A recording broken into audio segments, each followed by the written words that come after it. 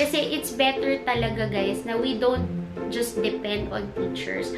The earlier you introduce these things to your children, the better readers they're gonna become. Okay, so let's review your sight words. Oh, come on, let's go, let's go. Little, do, boy. Ang hirap magturo ng bata. I do understand that. Me first and then you, okay? Mom! Hi guys! Welcome again to another vlog. It's me, May. Welcome to my channel. Please don't forget to like and subscribe. If you wanna know more parenting hacks and guides, please do not forget to visit my website at www.FunneiMom. So as you can see down below, the title says that I'm going to teach you today how to develop or how to teach your children more vocabulary words to be able to enhance their reading skills. Disclaimer lang guys ha, I am not a professional teacher, I am not a licensed teacher, but I had an experience before teaching children. Okay, so I don't want to get into the details of teaching your child how to read because I feel like it's a very sensitive topic because we put our children into different schools wherein they have different curriculums and different approaches of how they teach their students how to read. So therefore, dun na lang ako sa more on enhancing. So, yun. So, yun yung matututunan nyo today. Hopefully, matulungan ko kayo.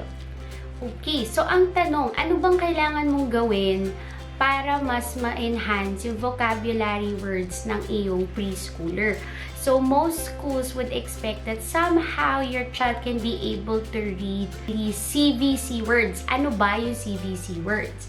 CVC words stands for consonant, vowel, consonant words. So, yung mga examples ng mga CVC words, meaning you read it as you sound it. For example, b, at, bat, d, red, eat, hit, b, g, bug.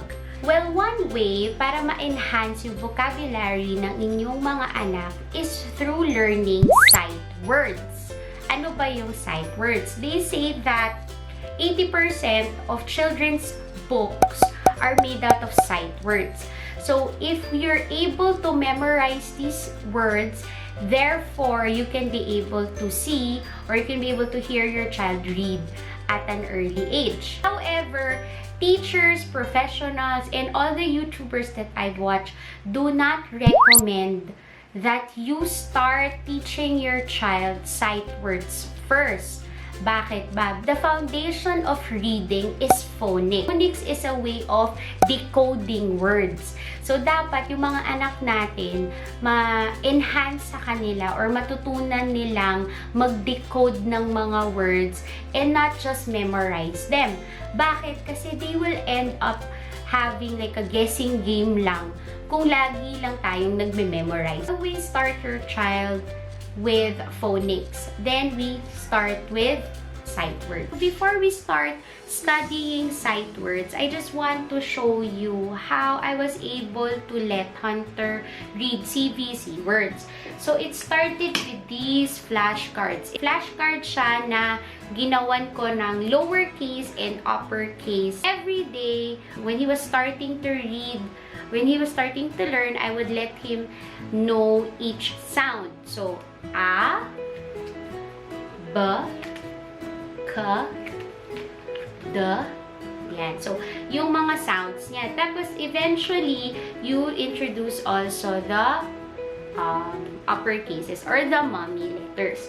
So, yun. Doon nag-start yung pagbabasa niya, yung letter sound. So, yun. Yun yung CVC words na sinasabi ko. So, now, let's move on to sight words. Okay, so, for sure, every week, you'll be learning new sight words. So, what I do as a refresher is, I create flashcards. Yan, ganyan. So, every other day, I would let him read sight words that he knows. Kung mapapansin niyo, yung mga teachers usually mabilis nilang change yung flashcards. In my case, with Hunter naman, I also give him like a second or two to think about the word. Like, hindi ko naman siya pinipressure na, oh, ano to, or ano yan. I let him think. And if he forgets, ayun, you just help him or her. Start off with flashcards for us a reviewer. And then, afterwards, you can introduce new words. Usually, I get a pencil. And then, I use this part as a pointer. So, this is how I do it. I usually let him repeat after me. So, for example, be, but, did, your, were, will. Okay. So, after that, I usually use each word to a sentence. So, para maintindihan niya kung what that word is for. For example, I will study. I will play. You were here.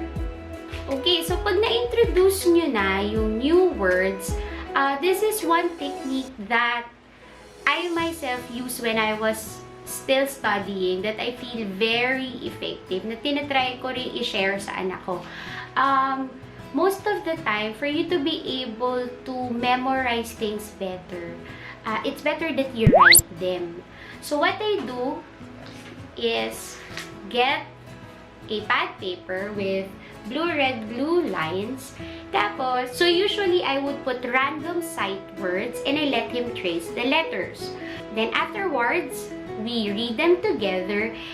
So after yung review ng mga existing sight words niya, I usually create a separate worksheet with sentences na mix na yung CVC words at yung mga sight words. So with that, napapractice talaga niya yung reading and writing skills. To me naman kasi talaga, ang writing and reading is all about practicing talaga. Practice, practice, practice. Kahit pa 2 years old siya or 3 years old, there's no such thing as it's too early to learn it. The earlier you introduce these things to your children, the better readers they're gonna become. Again, if you have been watching my vlogs, one tip that I always say to my friends or mommy friends, incorporate play with learning. So, how do you do that? You use books. There are early readers books that you can find in National Bookstore. Marami yan. And then, meron din naman yung mga, ito, I got this book for less.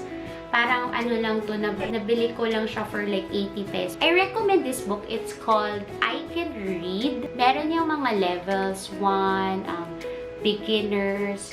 Also, this book, yung Hello Readers, may mga levels din yan. Level 1, schoolers to grade 1. So, this is a very good way of engaging them because they like, you know, looking at pictures. And then, these are usually, ayan. Usually, this is addressed to the parents, as you can see. Kasi it's better talaga, guys, na we don't just depend on teachers. We also follow up or we also try to be teachers ourselves. So, combination na siya ng CVC and sight words. And then, if hindi pa niya ma-pronounce yung ibang words, you just let him know. You just teach him. Okay. So, next naman, I highly suggest that you incorporate games. So, paano ba yun? Usually, I make use of wooden letters. Ayan. Ganito. Wooden letters.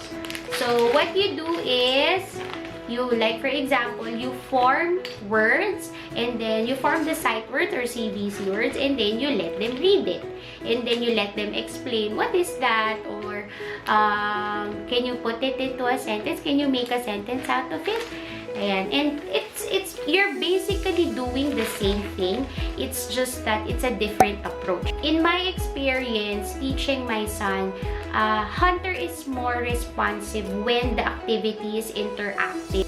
The more I can see that he's learning things, kasi nga, he feels like, I'm just playing with him. Pero ang totoo, natututo na talaga siya. So, there. Ayan. So, you make use of it. Show them that you can read sight words. Oh, come on. Be, but, did, were. Ito yung word. Were. Will. Will. Okay, so let's review your sight words. Oh, come on, let's go, let's go. Okay, ready, set, go. Said Good. and go.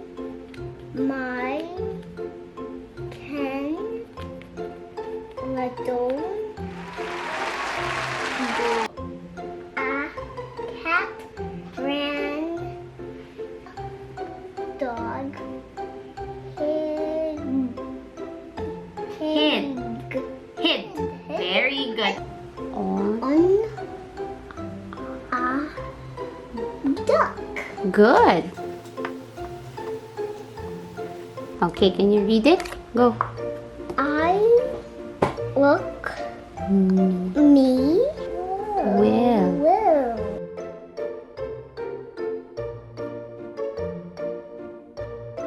I have a red Sound it. bag. Is this word? Egg. Good. Beg. Us. Good. Was. Good. Last but not the least. Moon. Good job! Moon. Ayun guys, sana may natutunan ulit kayo sa akin today. Hopefully, you'd be able to be more creative in teaching your children new words every day. And for sure, they will be able to read on their own soon. So yun, if you have other suggestions or you have other strategies that encourage your child to read, please put them below. I'm very interested learning about new techniques myself. So, ayun. So there, I'll see you again on my next vlog. Bye!